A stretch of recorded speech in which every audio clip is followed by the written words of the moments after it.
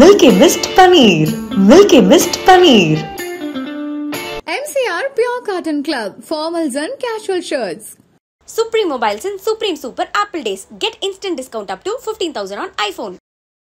விஜயலட்சுமி காதலித்து தானாக இசைந்து சீமானோடு படுக்கையை பகரவில்லை. இவர் என்ன சொல்றாரு, நான் குத்த வச்ச பொண்ணு தூக்கிட்டு போய் சோளக்காட்டுல என்ன பேச்சு.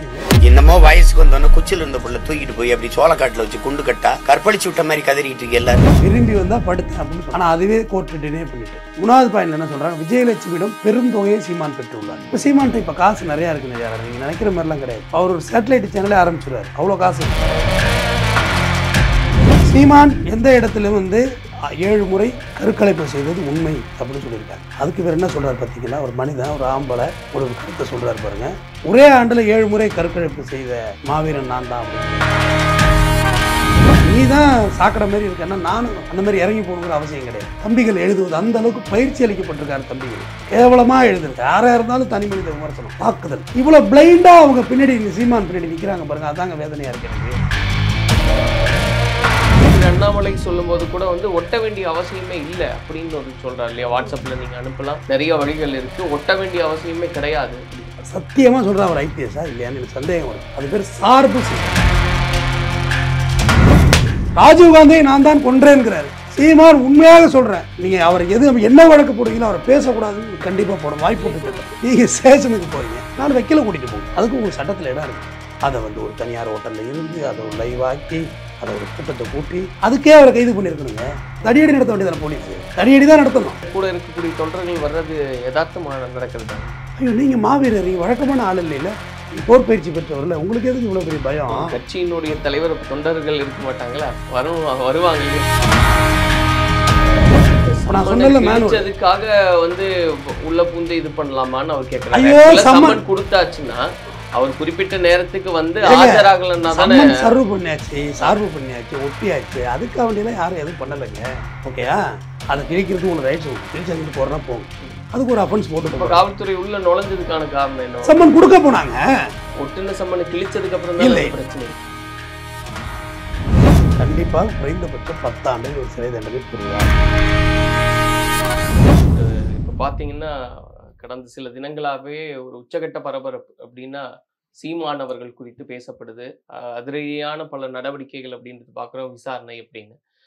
இதுக்கப்புறம் ஒரு வழக்கு அப்படின்னா என்ன நடக்கும் அப்படின்றத பற்றி சொல்லுங்க. பட் அதுக்கு முன்னாடி என்னெல்லாம் நடந்திருக்குன்றத பற்றியும் சொல்லுங்க. கடந்த சில தினங்களாகவே எல்லாம் கிடையாது.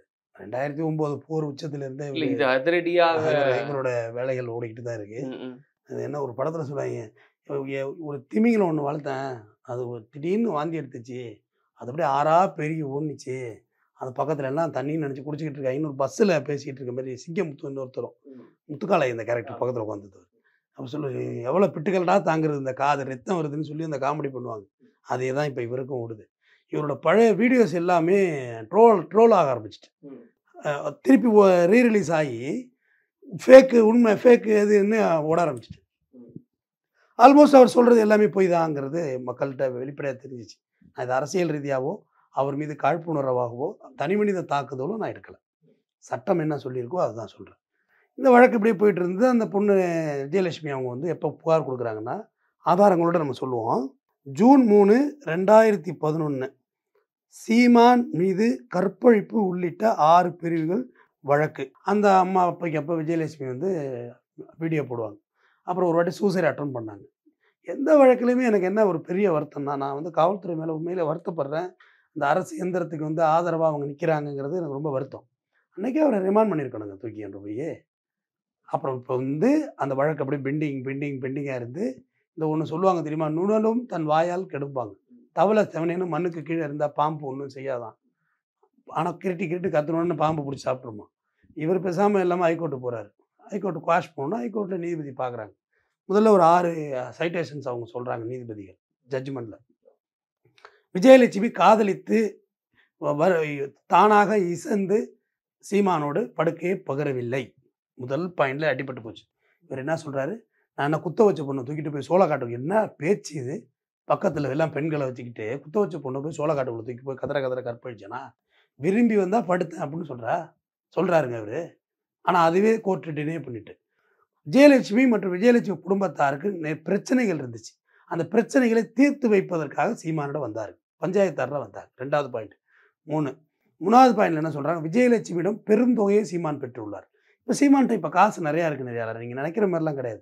அவர் ஒரு சேட்டலைட் சேனலே ஆரம்பிச்சிடுவார், அவ்வளோ காசு இருக்குது. ஏன்னா ஒன்று காளிமுத்து பொண்ணை கட்டினார், ஓகேவா, அவங்க கயல்விழி, அவங்க மூலமாக வரதட்சணைங்கிறது ஒரு பெரிய பணம் வந்துச்சு. அடுத்தது புதுக்கோட்டை மாவட்ட செயலாளர் யார், முத்துக்குமார், படுகொலை செய்யப்பட்டார். அவரோட மனைவியை கட்டினது யார், சாட்டை துரைமுருகன். அவங்களே ஒரு பெரிய கோடீஸ்வரவங்க. இதே ஒரு ஏழை விதவியை கல்யாணம் பண்ணியிருப்பார் சாட்டை துரைமுருகன், பணக்கார விதவியை கல்யாணம் பண்ணார். ரைட், ஒரு 3வது பணம் பெற்றிருக்கிறார். 4வது பாயிண்ட்டு, சீமான் எந்த இடத்துலையும் அவங்கள 7 முறை கருக்கலைப்பு செய்தது உண்மை அப்படின்னு சொல்லியிருக்காங்க. அதுக்கு இவர் என்ன சொல்கிறார் பார்த்தீங்களா, ஒரு மனிதன், ஒரு ஆம்பளை ஒரு கருத்தை சொல்கிறார் பாருங்க, ஒரே ஆண்டில் 7 முறை கருக்கலைப்பு செய்த மாவீரன் நான் தான் அப்படின்றார். இதுக்கு எதை மாறுதட்டுவது என்று தெரியவில்லையே இவர் சொல்கிறது. அது எப்படி சாத்தியம் சார்? ஒரு நீர்த்தாரை அளவு தான் ஒரு விந்தணு, ஒரு செமன், நம்மளோட செமன், அது கருவுற்றாக துடிக்க ஆரம்பிச்சிடும். அது டப் டப் டப்னா துடிக்க ஆரம்பிச்சிட்டாலே இது ஒரு சிசு தான். அது கொல்வது சட்டவிரோதம். அப்போ ஒரு வருஷத்தில் 7ங்கிறது ஏன் 7 முறை ஏன் ஒருத்தன் கரு உண்டாக மாட்டாங்களா? நீங்கள் இதெல்லாம் நீதிமன்றத்தில் போய் இது பொய்ங்கிறதெல்லாம் நீதிமன்றத்தில் போய் தான் நீங்கள் நிரூபிச்சுக்கணும். பொது வழியில் உட்காந்துட்டு நீங்கள் அது எப்படி இது எப்படி அந்த பொண்ணை விரும்பி படுத்தா போனா வச்சா எடுத்தான்னு பேசுவது சரியா? மலர் ஹாஸ்பிட்டலில் அவங்க சூசைட் அட்டன் பண்ணியிருந்தாங்க இங்கே, அப்பயே அவங்கள தூக்கி அந்த வழக்கில் அவரை ரிமாண்ட் பண்ணியிருக்கணும், விட்டு தேடி இருக்கக்கூடாது. இப்படியா ஒருத்தவங்களா கழுவி கழுவி நழுவி நழுவி நழுவி உச்சக்கட்டத்தை எழுதி விட்டது அந்த வழக்கு. அதுக்கு என்னமோ திமுக அரசு பழி வாங்குவது போல தம்பிகள் பேசுகிறாங்க. நான் எதுக்காண்டி சீமானை பேசுவதே இல்லை என்றால், சீமானை விட மிக தரக்குறைவாக தம்பிகள் விமர்சனம் எழுதுகிறார்கள். எனக்கு அதில் உடன்பாடு இல்லை. என்னை நானே எதுக்கு திட்டுறதுக்கு நான் உனக்கு வாய்ப்பு தரணும்? தேவையில்லை. நீ தான் சாக்கடை மாதிரி இருக்கன்னா நானும் அந்த மாதிரி இறங்கி போகணுங்கிற அவசியம் கிடையாது. தம்பிகள் எழுதுவது அந்த அளவுக்கு பயிற்சி அளிக்கப்பட்டிருக்காரு தம்பிகளுக்கு. கேவலமாக எழுதுறது, யாராக இருந்தாலும் தனி மனித விமர்சனம், தாக்குதல், இவ்வளோ பிளைண்டாக அவங்க பின்னாடி சீமான் பின்னாடி நிற்கிறாங்க பாருங்கள். அதாங்க வேதனையாக இருக்குது எனக்கு. சீமான் மீது எனக்கு வருத்தமே இல்லை. தன்னை ஃப்ராடு, நான் சொல்கிறதெல்லாம் பொய், நான் கற்பழிப்பேன் அவரே சொல்கிறாரு. சீமானோட மனைவி சொல்கிறாங்க, ஒரு பேட்டி பார்த்தீங்க. நான் எதுவுமே இண்டிவிஜுவலே கிடையாது, எல்லாம் இருக்கிற வீடியோ கிளிப்பிங்ஸை வச்சு தான் நான் பேசுகிறேன். உங்களுக்குள்ள கோவமே வரலையா அப்படின்னு ஒரு பத்திரிக்கையாளர் கேட்குறாரு. இந்த மாதிரி சர்ச்சையாகவே இருக்குன்னு. ஒரே ஒரு வாட்டி கோவப்பட்டாங்க, என் மனைவி கழுத்தை செங்க பிடிச்சிக்கிட்டாங்க. இவ்வளோ பொம்பளையாக இருக்கிற ஊரில் பழகிறதுக்கு ஒரு பொம்பளை பிடிச்சிருக்க பாருன்னு. எப்படிப்பட்ட மனைவி பாருங்க, யாரும் விமர்சனத்துக்குள்ளாச்சு அந்த விஷயங்கள். ஆமா, அப்படிப்பட்ட மனைவியை பாருங்க, எப்படிப்பட்ட கும்பல் இவங்கெல்லாம். இவங்களுக்கெல்லாம் எந்த விதமான ஒரு தனி மனித ஒழுக்கம் இதெல்லாம் எப்படி கும்பல்ஸ் எப்படி இருக்காங்க பாருங்க. இவங்க எழுதுகிற விமர்சனம்லாம் எப்படி இருக்கு பார்த்தீங்க.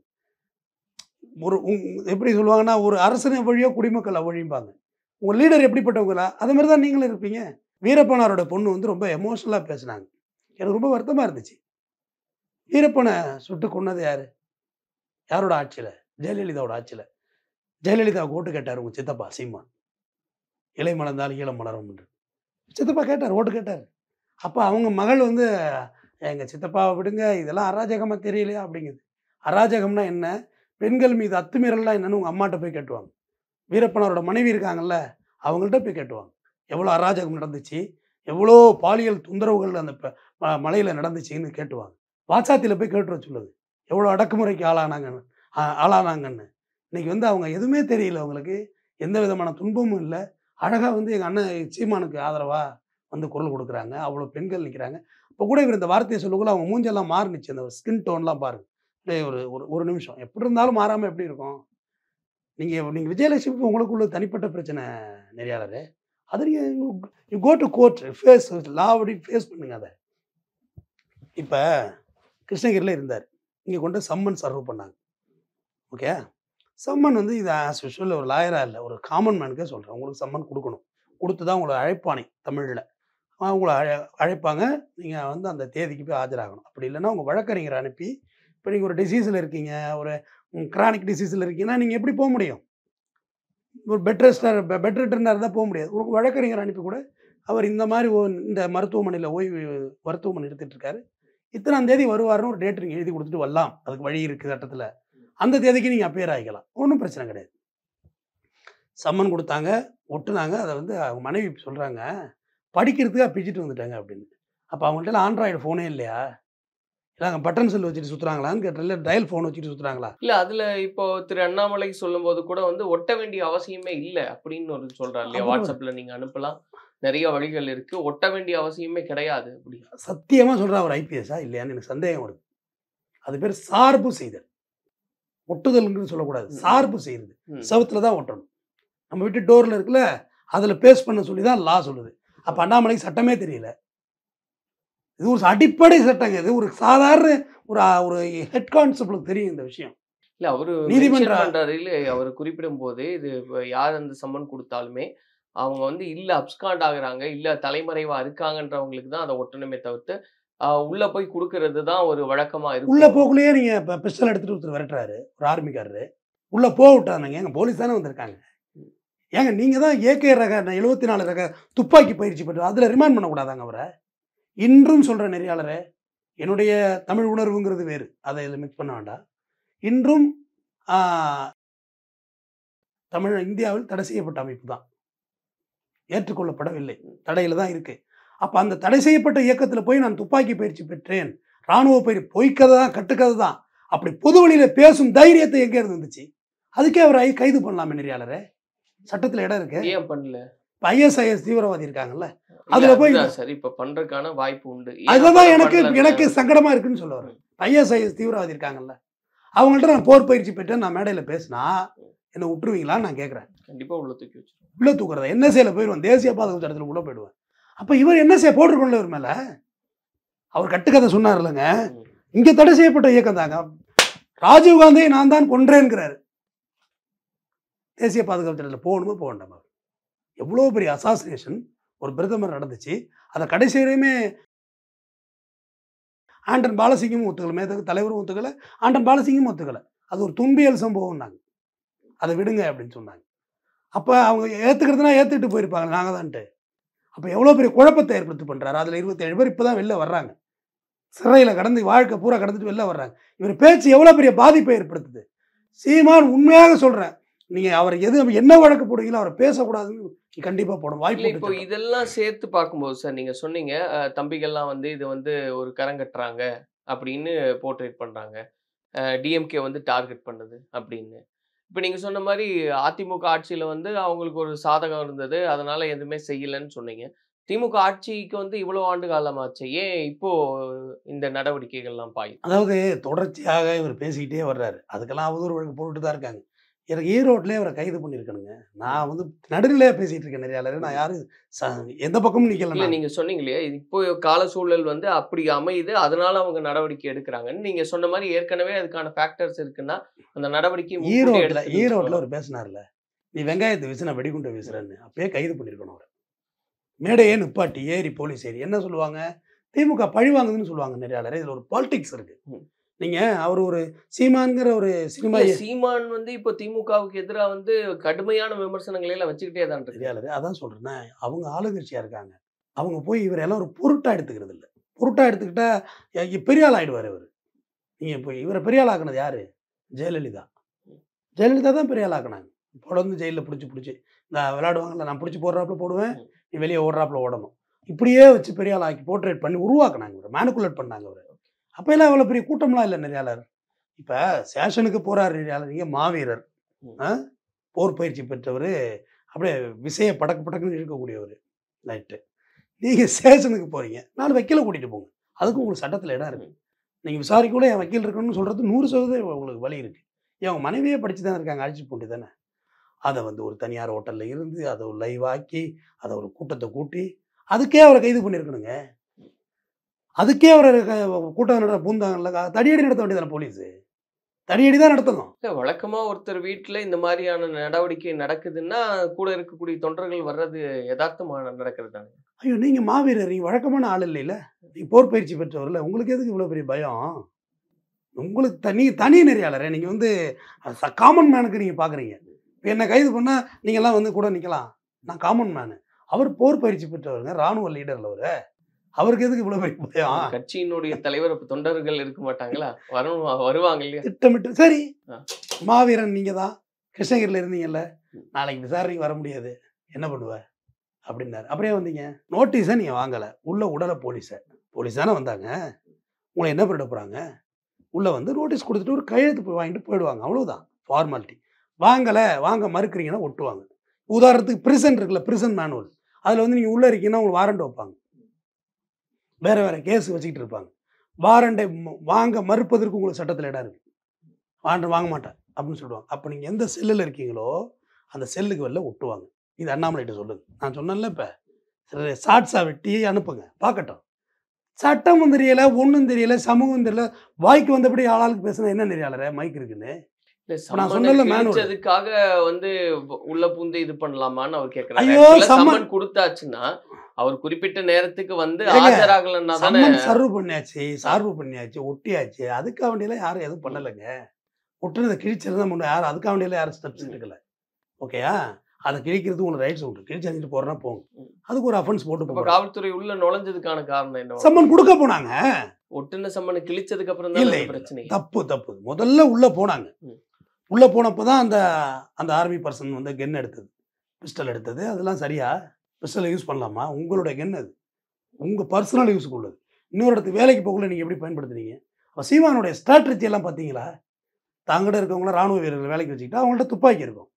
அவரே தான் தன்னை ஒரு பெரிய மேதகு தலைவர் மாரிலங்க போகிறாரு. சுற்றிலும் கருப்பு பூனைப்படம் எல்லாம் வச்சுக்கிட்டு அவருக்கு முதல்வராகவே வாழ்கிறாருங்க அவர். உண்மையாக சொல்கிறேன். சிஎம் நேற்று பிறந்த நாளுக்கெல்லாம் போனோம், பார்த்தோம். ஒரு அந்த ப்ரோட்டோக்கால், அந்த கான்வாயெல்லாம் பார்க்குறது அது ஒரு மாதிரி லுக்கு இருந்துச்சு. ரொம்ப பிடிச்சது எனக்கு பார்க்குறதுக்கு. ஆனால் சிஎம் முதல்வராகவே வாழ்கிறாரு. ஓட்டெல்லாம் வாங்க வேண்டாம், காசு இருந்தால் போதும் போல இருக்கு. கான்வாயெல்லாம் அவரே ரெடி பண்ணி வச்சுருக்காரு. எல்லாம் black and whites black cats தான் வச்சுருப்பாங்க. எல்லாம் தலைக்கு 10 எஃப்ஐஆர் இருக்கும் அவங்க மேலாம் வச்சுக்கிறாரு. 4 பவுன்சர் வச்சுருக்காரு. இத்தனை பவுன்சருக்கு சாப்பாடு. சீமான் வீட்டுக்குள்ளே நாய் கிடக்குல்ல, நாய் பவுன் குலைக்கும், பார்த்துருக்கீங்களா? அது 100 நாய் இருக்குங்க. அதுக்கே சோறு போடுறதுக்கு ஒரு 10 லட்சம் பேர்கிட்ட திரள் நிதி வாங்கணுமே. ஏது தம்பி உங்களுக்கு இவ்வளோ காசு? நீங்கள் வந்து இன்னைக்கு காலையில் அவரோட பேட்டி பார்த்தேன். என்னை பேசுறது நீ யாரா, என்னை பற்றி யாரா நீங்கள் எல்லாம் பேசுறதுன்னு கேட்குறாரு. இப்போ நீ இவ்வளோ நாள் மற்ற கட்சியை பேசுனீப்பா, நீ இவ்வளோ நாள் மற்ற கட்சியை வளைச்சி பேசியிருக்க, மேடையில் ஏறி ஒருமையிலாம் பேசியிருக்க, ஒருமையில் முதல்வரையெல்லாம் பேசியிருக்க, உரிமையில தானே பேசியிருக்க. அப்போ நீ ஒன்று யாருமே பேசக்கூடாதா? பொது வாழ்க்கைன்னா எல்லாம் பேசத்தான் செய்வான். இதுக்கு அடுத்து என்னென்ன நடவடிக்கை இருக்கு? ஏன்னா அவர் காவல் நிலையத்துக்கு வந்து விசாரணைக்கு போகும்போதே கைது செய்யப்படுவாரா அப்படின்ற பேச்சுக்கள்லாம் இருந்தது. ஆனால் விசாரணை இப்போ முடிஞ்சிருக்கு, அவர் வந்திருக்காரு. இந்த மாதிரி 1 மணி நேரத்துக்கு மேலே விசாரணை நடந்தது, 63 கேள்வி கேட்டாங்க அப்படின்னு ஏற்கனவே கேட்ட கேள்வி தான். இதுக்கடுத்து என்ன நடக்கும்? இதுக்கு அடுத்தது என்ன நடக்கும்? விஜயலட்சுமி கிட்ட ஒரு ஸ்டேட்மெண்ட் வாங்குவாங்க. இது வந்து தமிழ்நாடு அரசு, இந்த திமுக அரசு இவர் மேலே பாயலை. அதை நீங்கள் மைண்டில் வச்சுக்கணும். கோர்ட்டோட டைரக்ஷனில் கேஸ் நடக்குது, கோர்ட்டுக்கு போனதோட விளைவு நடக்குது. சுப்ரீம் கோர்ட் ஓடி இருக்காரு சீமான், அப்பீலுக்கு போயிருக்காரு. ஏங்க ஓப்பனாக சொல்கிறாருங்க, விருப்பப்பட்டு வந்தா படுத்தேன் அப்படின்னு சொல்கிறாருங்க அவர். இந்த வார்த்தைகள்லாம் ரொம்ப கடுமையான வார்த்தைகள் இல்லை. அதான் ஒரு வழக்கா இது எந்த திசையை நோக்கி போகும்? வழக்கா ஸ்டேட்மெண்ட் வாங்குவாங்க. சுப்ரீம் கோர்ட் இதை குவாஷ் பண்ணாதான் உண்டு, இல்லைன்னா சீமான் நிச்சயமாக நீதிமன்ற உத்தரவுப்படி ஜெயிலுக்கு போய் தான். அதை ஒன்றும் மறுக்க கொள்ள முடியாது. இன்னொன்று சொல்கிறேன், இந்த மாதிரி விஷயங்களை வந்து ரொம்ப இலகுவாக கடந்து போகணும். இவ்வளோ காம்ப்ளிகேட்டட் ஆக்கக்கூடாது. சீமானை சொல்கிறேன், அவருக்கு அந்த நுட்பம் பத்தலை. வாய்க்கு வந்தது பேசலாம், இது வரைக்கும் யாருமே கிட்டக்க நெருங்க மாட்டாங்கன்னு. இன்னொரு பிளான் ஒன்று சொல்கிறேன். அவர் மனைவி சொல்கிறாங்க, நான் தான் கிழிக்க சொன்னேன், என்னத்துக்கு உள்ளே போடுங்க அப்படிங்கிறாங்க. இவரை என்னத்துக்கு உள்ளே போடுங்கிறாரு. இப்போ உங்களோட நோக்கம் என்ன? சிறைக்கு போகணும். சிறைக்கு போனீங்கன்னா நிறைய ப்ரீத்திங் பீரியட் கிடைக்கும். நிறைய ஜெயிலுக்கு போயிட்டீங்கன்னா ப்ரீத் எடுத்துக்கலாம். இந்த வெளியில் நடக்கிற இஷ்யூஸ் எல்லாம் உங்களை வந்து அட்டாக் பண்ணாது. நான் உள்ளே இருந்தப்போ சில வேலைகள்லாம் பண்ணிட்டாங்க, தம்பிகள் எல்லாம் கைது பண்ணிட்டாங்க, என் வீட்டை காணும் வாசலை காணும், என்ன ஒன்றுமே நீங்கள் அள்ளி விட்டுக்கலாம். ஒரு அப்ஸ்காண்ட் இப்போ அவருக்கு தேவைப்படுது. லீகல் அப்ஸ்காண்டுங்கிறது ஜெயில் தான். வெளில அவர் எங்கே போய் ஒளிஞ்சாலுமே தலைமறைவுன்னு போட்டுருவீங்களா, நியூஸ் போட்டுருவீங்க உடனே. ஜெயிலுங்கிறது சீமானை கைது செய்து விட்டார்கள், அரசியல் பழிவாங்குதலா, 2026 தேர்தலை நோக்கியா? என்னப்பா வார்டு கவுன்சிலர் கூட நீ ஆகலப்பான்னா உன்னைய கண்டு யாருப்பா பயப்பட போகிறாங்க? இவர் தாங்க தாவேக்காவை திட்டுறாருங்க, தமிழக வெற்றி கழக விஜயெல்லாம் திட்டாதீங்க, பாவம். உண்மையில் அதை என்டர்டெயின் பண்ணாதீங்க. சொந்த காசுல தானே கட்சி நடத்துறாரு அவர் உழைச்ச காசு தானே. இல்லை, அன்பு இருக்கு அப்படின்னு சொல்றாரு. விஜய் மேல ஒரு அன்பு மரியாதை எப்பவுமே இருக்கும் அப்படின்னு. இப்போ இதுக்கு ஏதாவது கண்டனம் தெரிவிப்பாரானுங்கிறதாண்டி அன்பு இருக்கு அது இருக்குன்னு வாய்க்கு வந்து எப்படி திட்டுறீங்க? தம்பி சொன்னார், எவ்வளோ பொய். தம்பி சொன்னார், தம்பியோட 1 மணி நேரம் காரில் அரசியலை பற்றி பேசணும் அப்படின்னு. அப்படியெல்லாம் கேட்டிருந்தா விஜய் நடுத்தருக்கு தான் வைக்கணும், இவர்கிட்ட அரசியல் கேட்டிருந்தா. இல்லைங்க, அவர் சொந்த காசு வச்சுருக்காரு. அந்த காசில் அவர் பிரசாந்த் கிஷோர் அழைச்சிட்டு வர்றாரு, இல்லை கிஷோர் பிரசாந்த் அழைச்சிட்டு வர்றாரு. உங்களுக்கு என்ன? அவரோட காசுங்க அது. 200 கோடி ரூபா சம்பளம் வாங்கிட்டு இருக்காரு படத்துக்கு. அவர்கிட்ட இருக்க காசெல்லாம் இப்போ என்ன ஆக போகுதுன்னா கரைய போகுது. அரசியல் நடத்துறது அவ்வளோ ஈஸியான விஷயம் இல்லை. ஆனால் இவர்கிட்ட ஏதுங்க காசு? சுடுகாட்டில் படுத்து கிடந்துங்கிறாரு. என்கிட்ட காசு கிடையாது, நான் ஒரு பிச்சைக்காரன், பிச்சை எடுத்து கட்சி நடத்துறேங்கிறாரு. எல்லா காரும் நம்பர் 8. ஒரு 8ஆம் நம்பர் வாங்கணும்னா மினிமம் ஆர்டிஓ ஆஃபீஸில் ஒரு 2.5 லட்சம் ரூபா நீங்கள் டிடி பணம் கட்டணும். இது கிடையாது, லஞ்சம் கிடையாது, பணம் கட்டணும். அந்த நம்பரை சீரியலில் பிளாக் பண்ணி எடுக்கணும். ஒரு காரே வாங்கிடுவீங்க 2.5 லட்ச ரூபா இருந்தால். ஒரு வீட்டுக்கு போயிட மாட்டேங்க லீஸுக்கு 2.5 லட்சம் இருந்தால். அப்போ அவரோட வாழ்வியல் எங்கே இருக்குது? அள்ளி அள்ளி பணத்தை கொட்டுறாங்க அவர்கிட்ட பணத்தை. இந்த வழக்கு பொறுத்த வரைக்கும் சார் எந்த மாதிரியான தண்டனை கிடைக்க வாய்ப்புண்டு? என்ன புகார் இருக்கு, அதை விசாரிக்கிறாங்க, நிரூபணமானால் கண்டிப்பாக குறைந்தபட்சம் 10 ஆண்டுகள் ஒரு சிறை தண்டனை பெறுவார். ஏன்னா இது ஒன்று மட்டும் இல்லை, நிறைய மேலே பெண்டிங் கேஸ் நிறையா இருக்குது. எனக்கு வருத்தமையாகவே இருக்குன்னு சொல்கிறேன். என்ன பண்ணுறாங்க காவல்துறை, டிஜிபி எல்லாம் என்ன பண்ணுறாங்க? இவர் மேலே ஒரு ஒட்டுமொத்த கேஸ் ஹிஸ்ட்ரி எடுத்து நேரம் எல்லாத்தையும் ட்ரையலுக்கு ஏற்றி அலைஞ்சாருன்னு வச்சாங்க. இன்னும் 2 தலைமுறைக்கு ஒரு வாய்தா கலையணும். அவ்வளோ கேஸ் இருக்குது அவர் மேலே. அவதூறு வழக்கே அவ்வளோ இருக்குது. எல்லாத்தையும் ட்ரையல் ஏற்றுங்க, எல்லா கேஸையும் ட்ரையல் ஏற்றுங்க. எதுக்கு டிலே பண்ணுறீங்க? டிலே பண்ணாமல் ஏற்றுனா முடிஞ்சு போச்சுல்ல. அப்போ தானேங்க அடுத்தவங்க வந்து இதுமாதிரி மேடையில் ஏறி பேச மாட்டாங்க. வாய்க்கு வந்ததை பேசுங்க, விமர்சனம் செய்யலாம், ஆனால் வாய்க்கு வந்ததெல்லாம் பேசக்கூடாது. டெமோக்ரஸின் கண்ட்ரி, நீங்கள் பேசுவதற்கு எல்லா ரைட்ஸ் இருக்குது. ஆனால் நம்ம நினச்சதெல்லாம் பேச முடியாது, தான் தோன்றித்தனமாக பேச முடியாது. அப்போ இவரெல்லாம் எதிர்கால சந்ததிகளை கெடுத்துருவாங்க நெறியாளரே. அண்ணன்ட்ட பெரிய பவர் இருக்குது. அண்ணன் வந்து கப்பலில் போகிற அந்த மீன் பிடிக்க போகிறாங்களா நம்ம மீனவ சகோதரர்கள், அவங்கள்ட்ட வந்து நான் ஒரு டெட்டனேட்டரை கொடுத்து அனுப்பிவிடுவேன். சிங்களம் பிடிச்சா கடிச்சு வீச சொல்லுவாங்க. மீன் பிடிக்க போகிறாங்களா, தீவிரவாதிகளாக போகிறாங்களா? அவங்களாம் எப்படி அசிங்கப்படுத்துகிறாரு, கொச்சைப்படுத்துகிறாரு பாருங்கள். இதுக்கெல்லாம் கண்டனம் தெரிவிங்க முதல்ல. அதுக்கெல்லாம் சாத்தியக்கூறுகள் கிடையாது நெறியாளர். இங்கே நெய்தல் படையெல்லாம் கட்டமைக்க முடியாது. சென்ட்ரல் மத்திய சர்க்கார் ஜிஎஸ்டி, நான் முதலமைச்சர்கிட்ட ஜிஎஸ்டி வாங்கிடு அப்படின்னாப்புல. அது கூட ஒரு நெறியாளர் ஒருத்தர் உங்களை மாதிரி உள்ள ஒருத்தர் கேட்டார், அண்ணா அது சென்ட்ரல் டேக்ஸ்ண்ணே. எங்கே இருக்குது சென்ட்ரல் அப்படின்னாரு. பாரிஸுக்கு பக்கத்தில் இருக்குது சென்ட்ரல், போங்க அங்கே தான் இருக்குது. நன்றிங்க. நன்றி. Milky Mist Paneer. Milky Mist Paneer. MCR Pure Cotton Club, formals and casual shirts. Supreme Mobiles and Supreme Super Apple Days. Get instant discount up to 15,000 on iPhone.